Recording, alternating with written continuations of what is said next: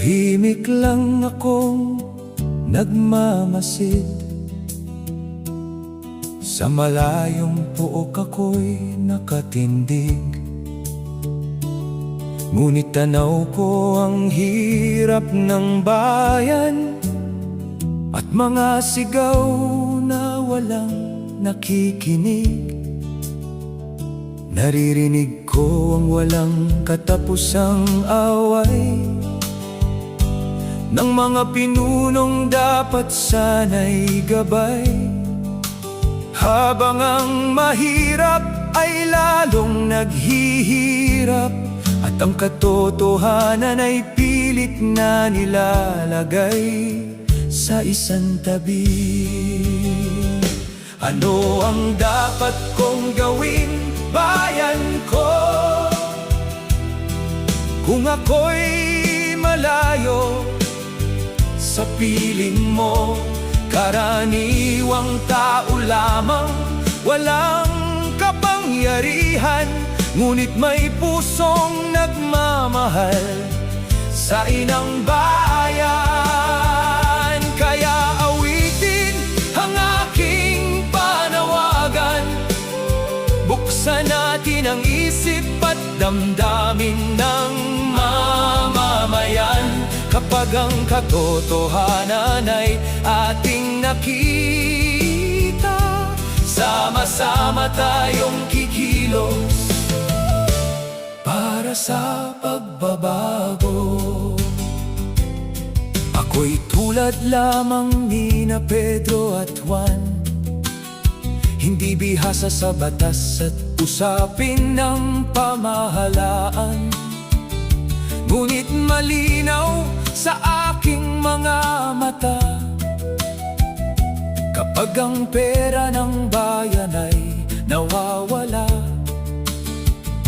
nakakalungkot na tila pangkaraniwan ang mga balitang may bahid ng katiwalian, habang ang mga batay nangangarap pa rin ng mas magandang bukas para sa darating na henerasyon.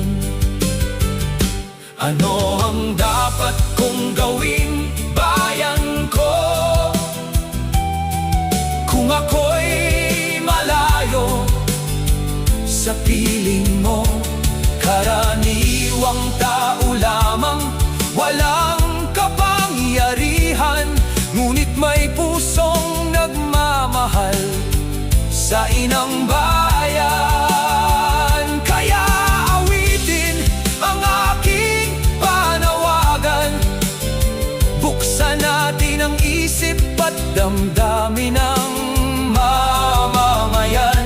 Kapag ang katotohanan ay ating nakita, sama-sama tayong kikilos para sa pagbabago.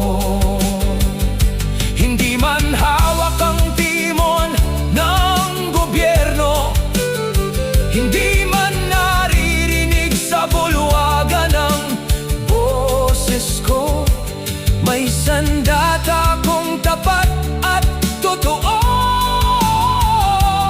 awit na nagmumula sa puso ko.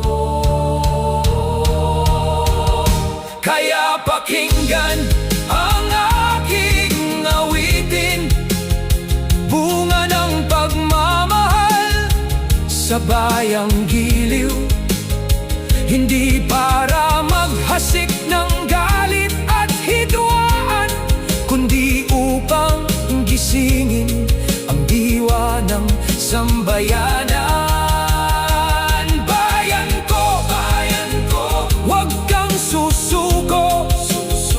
Sa bawat Pilipinong may malasakit sa iyo,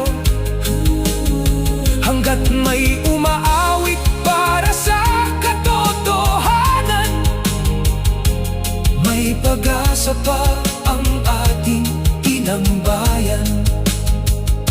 Tahimik lang akong nagmamasid, Ngunit hindi mananahimik ang aking tinig para sa bayan, para